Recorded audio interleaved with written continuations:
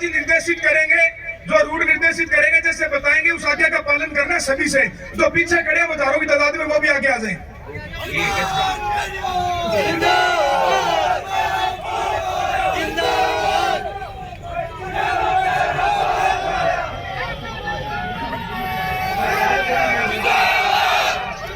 सबसे पहले तो एक जोरदार आरएलपी पार्टी की जयकारा लगाना आपको। राष्ट्रीय लोकतांत्रिक पार्टी जिंदाबाद। मैं धन्यवाद दूंगा राजस्थान के कोने कोने से इस -2 डिग्री तापमान, जहां सरकार ने स्कूल की छुट्टियां कर दी, कई लोग छुट्टी लेके चले गए ठंड के कारण, फिर भी प्रदेश के कोने कोने से जगह जगह पुलिस ने हमारे लोगों को रोका और हजारों की तादाद में नौजवान अपने अपने साधनों से जयपुर के इस ऐतिहासिक जो पेपर लीक हुआ सेकंड ग्रेड का, इसकी सीबीआई जांच की मांग को लेकर आरएलपी पार्टी ने 3 प्रदर्शन तय किए थे 3-4 दिन पहले।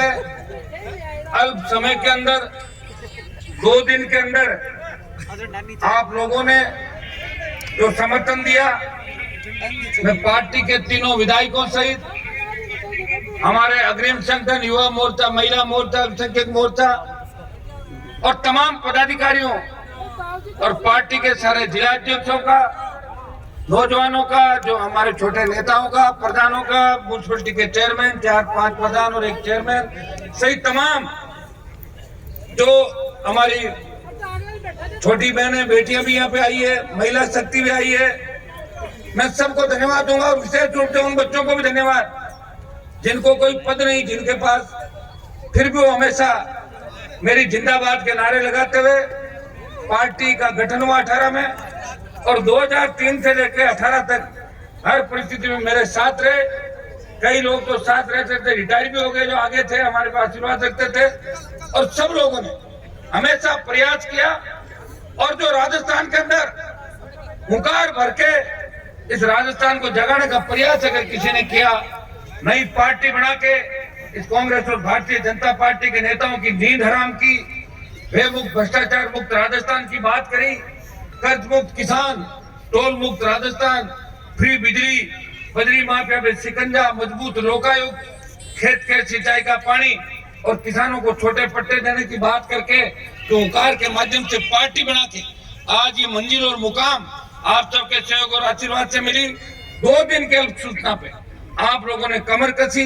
मैंने उस दिन प्रदेश कार्यकारिणी की आपात बैठक के अंदर आह्वान किया था कि आप अगर कहें तो विधानसभा से पहले हम 3 प्रदर्शन करेंगे, क्योंकि विधानसभा में हमारे तीनों विधायक इतने मजबूत है कि हर मामला विधानसभा में उठा सकते हैं, लेकिन हमें सड़क पे लड़ना है, सड़क से लेकर सदन तक। अगर इस प्रदेश को बचाने के लिए कोई लड़ रहा है, सत्ता में आने के लिए, तो बीजेपी जरूर ये जन आक्रोश यात्राएं, लास्ट साल के अंदर इनको याद आ गया कि जन आक्रोश यात्रा निकाल के हम वोटों को खींचें, कहीं जवान आरएलपी की तरफ नहीं चला जाए। तो भाइयों, सड़क से सदन तक अगर कोई लड़ाई लड़ रहा है, इस राजस्थान को बचाने की, प्रदेश की सबसे बड़ी पंचायत में कोई लड़ाई लड़ रहा है, ईआरसीपी को राष्ट्रीय सिंचाई परियोजना घोषित करके और हमारे पूर्वी राजस्थान के 13 जिलों के अंदर सिंचाई और पीने के पानी की कोई बात करता है, राजस्थान को विशेष राज्य का दर्जा दिलाने की कोई बात करता है, जब देश का किसान तकलीफ के अंदर होता है, इस राजस्थान से और देश से आवाज आती है कि क्या राजस्थान के अंदर कोई नेता नहीं बचा जो किसानों की मदद करेगा। उस वक्त राष्ट्रीय लोकतांत्रिक पार्टी जो रामस्वरूप जी कसाना बाजार से NH8 को जाम करके और मोदी की परोसी हुई थाली को छोड़ने का कोई काम करती है, तो राष्ट्रीय लोकतांत्रिक पार्टी करती है। जब मोदी जब सेना को ठेके पे दे देते हैं, जब देश की निगाहें दिल्ली की तरफ जाती है कि कौन नौजवानों का नेता होगा, कौन किसान का बेटा इस सेना के सम्मान के अंदर मैदान में आएगा, तब देश के अंदर एक ही व्यक्ति सेना के सम्मान में मैदान में आता है, वो राष्ट्रीय लोकतांत्रिक पार्टी का सांसद अपने भाइयों की ताकत के बल पे जोधपुर में 2 लाख जवानों की रैली करके मोदी को चुनौती देता है। प्रधानमंत्री जी, ये तो ललकार है, दिल्ली की ओर आ रहे हैं, हम उन्हीं किसानों के बेटे हैं जिन्होंने आपको झुकाया था। और मैं आपको विश्वास दिलाता हूँ कि यहाँ इस राजस्थान की निकम्मी सरकार से संघर्ष के बाद आगामी पड़ाव दिल्ली की ओर भी चलेंगे। अग्निपथ योजना जो किसान के बेटों के लिए किस तरह साबित हो रही है, जिस तरह सेना के अंदर जिस जज्बे के साथ लोग जाना चाहते थे, सेना में जाना लोगों ने छोड़ दिया अग्निवीर और अग्निपथ के नाम पे। जिस तरह की दकियानुसी सोच के साथ मोदी जी अग्निपथ लेकर आए, इसको वापस करवाने के लिए पूरी ताकत हमें लगानी है। भाइयों, किसान आंदोलन का नेतृत्व पंजाब के किसानों ने किया था, हम तो उसमें कूदे थे। कहते जब भाई संकट में होता है तो उसका भाई उसके काम आता है, दूसरा काम नहीं आता। पंजाब हरियाणा के भाई संकट में थे तो हनुमान बेनीवाल पराई लड़ाई के अंदर कूद गया था। जिस तरह हनुमान जी महाराज सीता को वापस लेने के लिए राम जी के साथ कूद गए थे, उसी तरह हरियाणा पंजाब के किसान की लड़ाई के अंदर कूद के सत्ता को ठोकर मारी। जवान की लड़ाई का नेतृत्व राजस्थान करेगा। पंजाब हरियाणा के सांसद लड़ाई को नहीं लड़ रहे, एकमात्र सांसद अग्निपथ को वापस लेने की बात करता है। जो तख्ती उठा के लोकसभा के अंदर खड़ा मिलता है वो सड़क पे लड़ता है, सदन पे लड़ता है। और वही सांसद इस राजस्थान की निकम्मी सरकार के खिलाफ, चाहे रीट का मामला हो, चाहे सेकंड ग्रेड भर्ती का जो पेपर आउट हुआ, और 4 घंटे बाद राजस्थान में 4 बड़े प्रदर्शन हुए। आरपीएससी अजमेर के अंदर कोई प्रदर्शन करने जाता है, जोधपुर मुख्यमंत्री के गृह जिले के अंदर कोई प्रदर्शन करने जाता है, बीकानेर के अंदर बीडी कल्ला के विधानसभा क्षेत्र में कोई प्रदर्शन करने जाता है, और राजस्थान विश्वविद्यालय के मुख्य द्वार पे कोई प्रदर्शन करने जाता है। तो पहले ही दिन राष्ट्रीय लोकतांत्रिक पार्टी पेपर लीक होने के बाद 4 घंटे बाद बड़े प्रदर्शन करती है, और उसके बाद 33 जिला मुख्यालयों पे आरएलपी के नौजवान इस पेपर लीक मामले की सीबीआई जांच की मांग करते हैं, लेकिन सरकार के कानों में जू तक नहीं रेंगती। मुझे विश्वास है कि हम सड़क पे निकले, और जब जब हम सड़क पे निकले, जब जब युवा बोला है और राज सिंहासन डोला, आप देखते हो कि जिधर जवान चलता है उधर जमाना चलता है, और जिधर जवानी चलती है उधर जमाना चलता है। देश के अंदर जितनी भी क्रांतियां हुई उन सब के नायक नौजवान थे। और भगत सिंह ने जब असेंबली में बम फेंका और जिस तरह अंग्रेज अफसर की हत्या की, अंग्रेज डर गए और भारत छोड़ के भाग गए। खाली नरम दल की बात करते तो 50 साल अंग्रेज भारत को नहीं छोड़ते। भाइयों, मैं धन्यवाद दूंगा आरएलपी के नौजवानों को, मेरे नेताओं को, मेरे छोटे भाइयों को, कि हर परिस्थिति में आप मेरे साथ रहे। मुझे पता है जब मैंने एचआर जाम किया था तब भी इसी तरह की ठंड थी, 70 दिन सड़क पे बैठे थे। हाईवे तो हमने जाम कर लिया, लेकिन हाईवे जाम करने के और जब हम दोबारा कूच के लिए गए थे हजारों की तादाद के अंदर, उस समय कांग्रेस की सरकार ने कई दलाल वहां छोड़ दिए थे जो हाईवे के पास जाके 15-20 लोग बैठ गए थे। उनकी प्लानिंग थी कि हनुमान जी का जब रेला आएगा तो हमें अगर भगा देगा तो भी हम पॉपुलर होंगे, और नहीं भगाएगा तो हम कह देंगे कि हाईवे तो हमने जाम किया। तो पहले जाके बैठ गए थे, जैसे रात को कोई जाके बैठ जाए। जिस तरह बीजेपी के लोगों ने बंद पड़े या शिक्षा मंत्री के आवास के ताले तोड़ के प्रदर्शन कर दिया। आप रहो बंद पड़े घर में तो कोई भी घुस जाता है। मेरे घर में भी चोरी होगी थी, बंद पड़ा था यहाँ पे एमएलए पड़, तो कह रहे भाजपा का बड़ा प्रदर्शन। कौन सा बड़ा प्रदर्शन? हवा निकल गई भारतीय जनता पार्टी के राजस्थान। भारतीय जनता पार्टी के जो बड़े नेताओं के प्रदर्शन है उतनी तो आरएलपी वाले जन सुनवाई करते हैं एक दिन के अंदर राजस्थान। ये हमारा कोई शक्ति प्रदर्शन नहीं है, ये तो टेलर है। गहलोत को पूरी पिक्चर दिखा देंगे, वसुंधरा को पिक्चर दिखा दी, 7 समंदर पार भेज दे ललित मोदी के पास। और इतने भी राष्ट्रीय लोकतांत्रिक पार्टी से जो भी टक्कर लेगा वो पीछे की ओर चला जाएगा, क्योंकि हमारे साथ नौजवानों की ताकत है। भाइयों, 3 बड़े प्रदर्शन हम करेंगे। आज पेपर लीक की सीबीआई जांच की मांग हम कर रहे हैं। मीडिया के भाई मुझसे पूछ रहे थे कि पेपर लीक की जांच अगर सरकार ने नहीं मानी, लेकिन नहीं मानी वो तो आज तक हुआ ही नहीं। हमने तो आंदोलन हाथ में लिया, उसमें जांच हुई है, रीट रद्द करनी पड़ी थी, और इसमें मामला जांच करा के हम दम लेंगे। आप देखिए, हो सकता है कि सरकारों से लड़ने में समय लग जाता है, और जब बीजेपी कांग्रेस दोनों मिल जाती है तब बहुत ज्यादा, क्योंकि हमारी विधायकों की संख्या तो 3 है। ये 3 से, ये भी 3 से अगर 30 होते, और इन 3 के साथ अगर मैं भी विधानसभा में चौथा होता तो माइक विधानसभा के अंदर तोड़ के कभी के ले आता मैं माइक। लेकिन ये हमारे विधायक थोड़े से सीधे हैं, लड़ाई तो मजबूती से लड़ते हैं, लेकिन मेरी तरह कम लड़ते हैं। इनको कैसे लड़े, इनको बात अब तो पूरा अटैक करते हैं। हम देखो कि हर मामले में आरएलपी के तीनों विधायक मजबूती से लड़ाई लड़ रहे हैं। तैलंपी का मामला, गाय के नाम से वोट तो बीजेपी लेती है, लेकिन लड़ाई आरएलपी को लड़नी पड़ रही है। दूसरे मामले आप देखिए, जब परिवहन घोटाला होता है, प्रताप सिंह की बात चलती मुलजिम बनाने की, बीजेपी कांग्रेस हाथ मिला लेती है। रीट के मामले में आरएलपी बीजेपी साथ में मीटिंग करती है, कहती है विधानसभा का सत्र नहीं चलने देंगे, और बीजेपी चुपचाप गहलोत से बात करती है, हम तीनों को अलग छोड़ देती है और सत्र चालू करवा देती है। हमारी संख्या 3 है, लेकिन 30 से कम नहीं।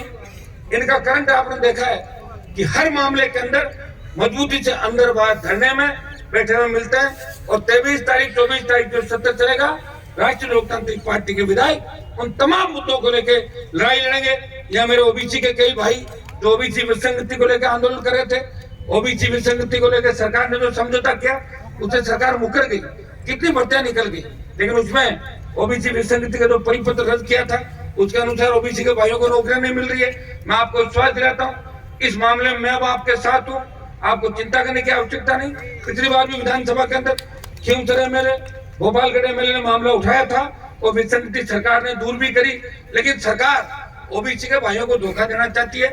मुझे पूरा विश्वास है कि सरकार को झुकना पड़ेगा। आपसे मेरा इतना ही निवेदन है कि ठगों को पहचान ले।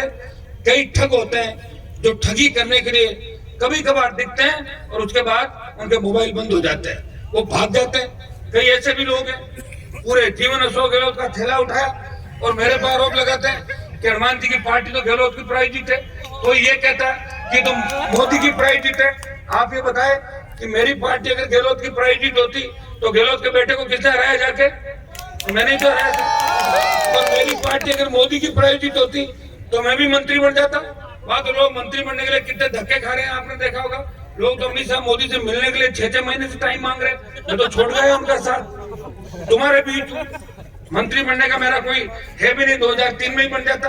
वसुंधरा कितनी बड़ी ताकत थी सब लोग जानते हैं। मैंने देखा बड़े बड़े नेताओं को वसुंधरा के खिलाफ लड़ाई लड़ने की बात करते थे, कोई 6 महीने बाद जाके उसके कदमों में पड़ा, कोई 3 साल बाद जाके पड़ा, कोई 6 साल बाद जाके पड़ा। लड़ाई तो एक ही व्यक्ति लड़ रहा है, वो हनुमान बेनीवाल है, जो आपके दम पे अपनी पार्टी बना के राजस्थान के अंदर लड़ाई लड़ रहा है। भाइयों, दिल्ली के अंदर मैं जाता हूँ तो सेंट्रल हॉल में एक ही बात चलती है कि राजस्थान में तो बीजेपी आएगी। तो आपको कैसे पता? यूपी बिहार के सांसद क्या नहीं, वहां तो ट्रेंड है ना, एक बार कांग्रेस एक बार बीजेपी। ट्रेंड बदलने का अगर किसी ने काम किया, प्रयास किया, अपना पूरा जीवन और जवानी इन किसान के बेटों के लिए 20 साल जो तपस्या की, सत्ता को छोड़ के संतरी बन के जो सेवा की, वो नागौर के सांसद ने भाइयों के लिए सत्ता छोड़ के सड़क पर लड़ना मंजूर है। और आज भी मैं आपको विश्वास दिलाता हूँ, जय जवान जय किसान के साथ आरएलपी का गठन हुआ।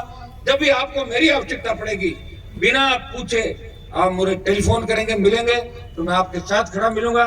मेरी एक आदत है जो कोई नहीं कर सकता वो काम करने का मैं प्रयास हमेशा करता हूँ। मैं देखता हूँ यहाँ जब गैंगवार की घटनाएं होती थी, ऐसे हार्डकोर अपराधी राजस्थान के अंदर थे, नेता उनका नाम नहीं लेते थे, बगले जानते थे। विधानसभा के अंदर मैंने देखा कांग्रेस की सरकार थी 13 से 18, बीजेपी की सरकार थी और 21 कांग्रेस के एमएलए थे।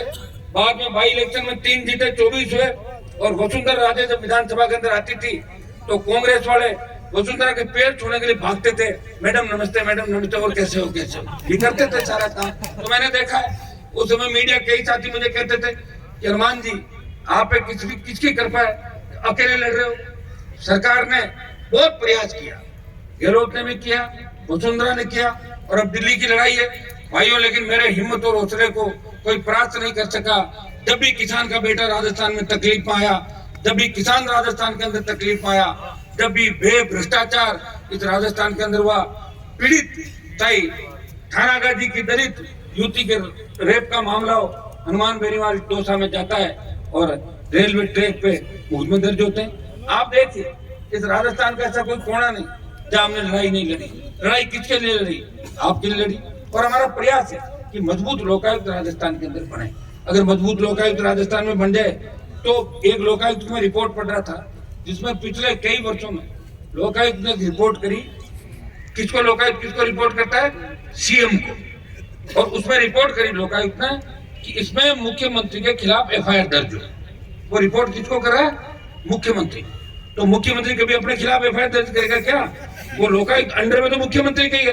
तो हमने मांग करी थी कि मजबूत लोकायुक्त हो, जिसको जुडिशियल पावर मिले, सत्ता मिले, ताकि अपने आप कार्रवाई कर सके। इसकी डिमांड हमने मजबूती से करी। पेपर लीक मामले के अंदर आज भरोसा उठ गया राजस्थान के लोगों का। आरपीसी का चेयरमैन वसुंधरा के समय में जेल गया, कई पेपर रद्द हुए, कई पेपर लीक हुए। आज देखिए, आज रीट के बाद सेकंड ग्रेड का पेपर लीक हो गया। हम चिल्ला चिल्ला के कह रहे हैं, पूरे राजस्थान का जवान कई जगह बिना लीडरशिप के, बिना नेतृत्व के अपने आप जा रहा है कि सीबीआई जांच दो, नारे लगाते हुए जा रहा है। अशोक गहलोत कह रहे हैं मैं क्लीन चिट देता हूं। अरे कितने दिन दोगे क्लीन चिट गहलोत साहब?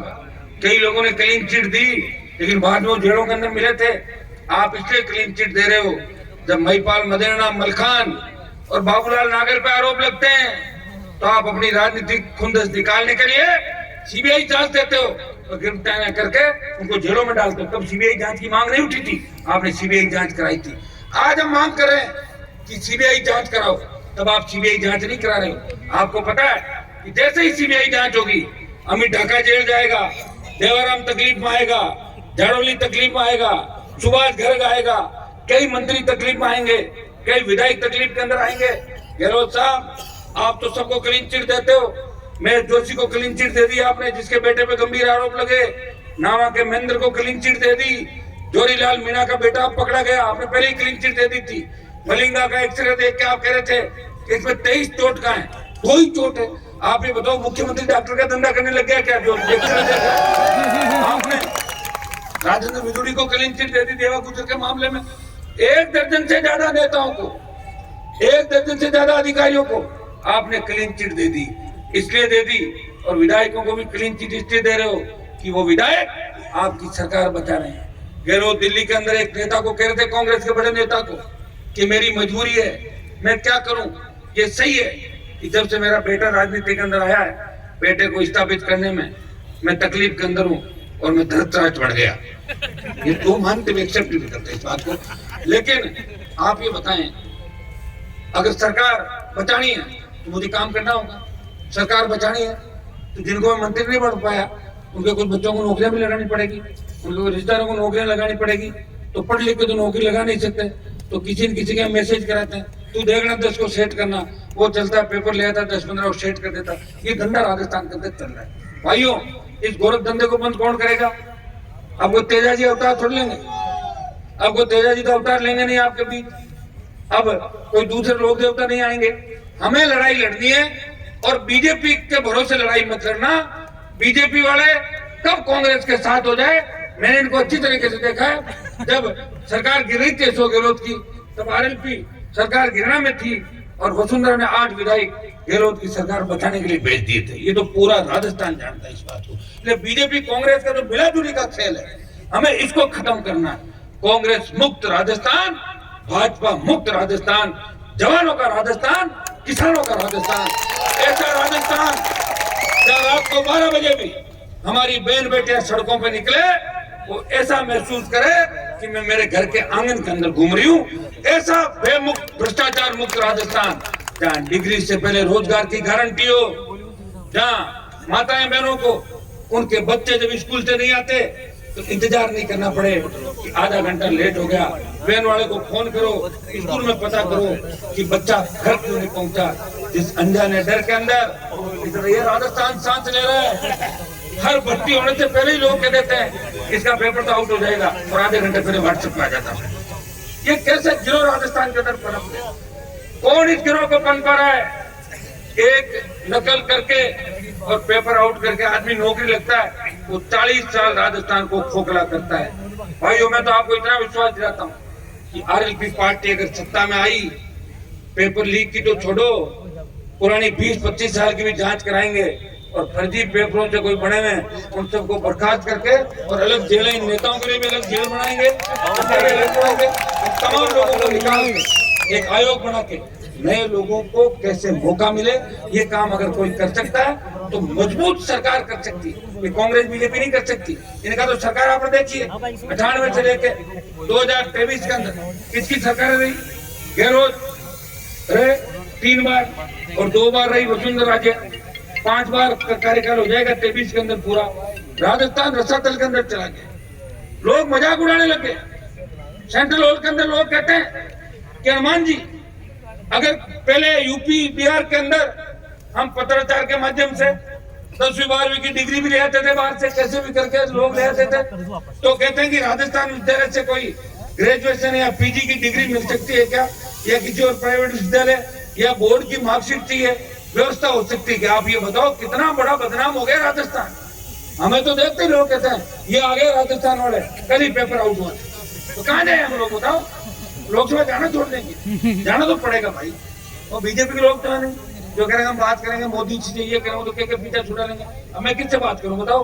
मोदी से अलग झगड़ा और इधर गहलोत से झगड़ा, वसुंधरा से झगड़ा, और हमारे साथी को बैठना भी नहीं चाहता। आप जानते हो लोग बातें जरूर करते हैं हम परिवर्तन कर देंगे, लेकिन हमारे साथ लड़ना नहीं चाहते लोग। मैंने बहुत प्रयास किया, पिछली बार 18 के अंदर भी किया, 57 सीट लड़ाई हमने। और मैं तो तुम नौजवानों को धन्यवाद दूंगा, और हम सब गौरवान्वित महसूस कर रहे हैं कि एक किसान का बेटा गांव से उठता है, जो स्कूल से जाता है, विद्यालय का टैक्स बनता है, 3 बार विधायक बनता है, एमपी बनता है, अपनी पार्टी बनाता है, उस पार्टी का राजस्थान में चुनाव लड़ाता है, 5 प्रधान, एक म्युनिसिपलिटी का चेयरमैन बनाता है, सारे बाई इलेक्शन लड़ाता है, बीजेपी को सबक सिखाता है, बीजेपी को 4थे नंबर पर डालता है, 3rd पे डालता है, कांग्रेस को हराता है, और अपना वजूद स्थापित करता है आपके दम पे। लेकिन भाइयों, हमें और मेहनत करनी होगी, हमें और आज से जुटना होगा, क्योंकि लोकतंत्र के अंदर 2 व्यक्तियों की चलती है, या तो कलम की ताकत हो, सरकार में अपने लोगों का भला कर दो, और या जनता की ताकत हो, सरकार को झुका दो। जनता की ताकत तो है, जवानों की ताकत हमारे पास है, लेकिन कलम की ताकत के लिए हमें और मजबूती से लड़ना होगा। राजस्थान में एक बात तो चल पड़ी कि लड़ाई कोई लड़ रहा है तो आरएलपी पार्टी लड़ाई लड़ रही है, आरएलपी के नेता लड़ाई लड़ रहे हैं, आरएलपी के विधायक लड़ रहे हैं, आरएलपी के सांसद लड़ रहे हैं, लेकिन लड़ाई का जो परिणाम है वो कलम से आता है। और सत्ता के लिए हमें और मेहनत करनी होगी। अभी सीबीआई जांच की डिमांड को लेके हमें आवश्यकता पड़ी तो विधानसभा के अंदर मामला उठाने के बाद पार्लियामेंट और जरूरत पड़ी तो राजधानी को घेरेंगे, और जब राजधानी घेरने की चेतावनी दें उस समय इतनी संख्या से काम नहीं चलेगा। उस समय ये सारे हाईवे चारों तरफ के हम जाम करेंगे और अशोक गहलोत सरकार को कैद कर लेंगे जयपुर के अंदर, और जो चाहेंगे वो आदेश करा के ही दम लेंगे। ये मैं आपको विश्वास दिलाता हूँ, हम कमजोर नहीं है। हमने आज सांकेतिक रूप से प्रदर्शन करके ये संदेश दिया है कि राजस्थान वीरों की धरती है, लोक देवताओं की धरती है। हम भारतीय जनता पार्टी के लोग नहीं हैं जो संख्या बल के आधार पे पेपर में छपने के लिए स्टेटमेंट देते हैं, जो ट्विटर पे ही रहते हैं, ट्वीट कर दिया, क्या होता है ट्वीट से बताओ मुझे? सड़क पे नहीं लड़ सकती बीजेपी ट्विटर पे और उसमें लड़ सकती है। सोशल मीडिया उनका मजबूत है, और मजबूत क्यों नहीं हो? जब तक राहुल गांधी और प्रियंका बैठी है तो बीजेपी का अपना ज्यादा काम हो रहा है। अगर गड़बड़ हो तो राहुल को निकाल दो, काम ठीक हो जाएगा। देखा होगा राहुल ने, आपने सारी यात्रा राजस्थान के भाइयों, इस मिलाजुली के खेल को खत्म करना है। आज मैं बयान पढ़ रहा था कांग्रेस के नेता का, सचिन पायलट का, वो कह रहे थे कि पेपर माफियों के खिलाफ कार्रवाई होनी चाहिए। तो पायलट साहब, आप बात करो प्रियंका गांधी से, आप बात करो राहुल गांधी से। बीजेपी के लोगों को कहना चाहता हूँ, आप प्रदर्शन की बात क्यों करते हो? आप बात करो अमित शाह से, ईडी भेजो, सीबीआई भेजो, गवर्नर से बयान दिलाओ कि राजस्थान में कानून का राज नहीं, बर्खास्त कर दो राजस्थान की सरकार को, अगर बीजेपी के लोगों का दम है तो। नहीं तो मिला जुली का खेल है, जिसके पास ताकत है अगर वो ताकत का उपयोग नहीं करता, इसका मतलब जो लोगों को पागल बना रहा है, लोगों को उल्लू बना रहा है। हमें इन बरगलाओं और बेकाओं के अंदर नहीं आना।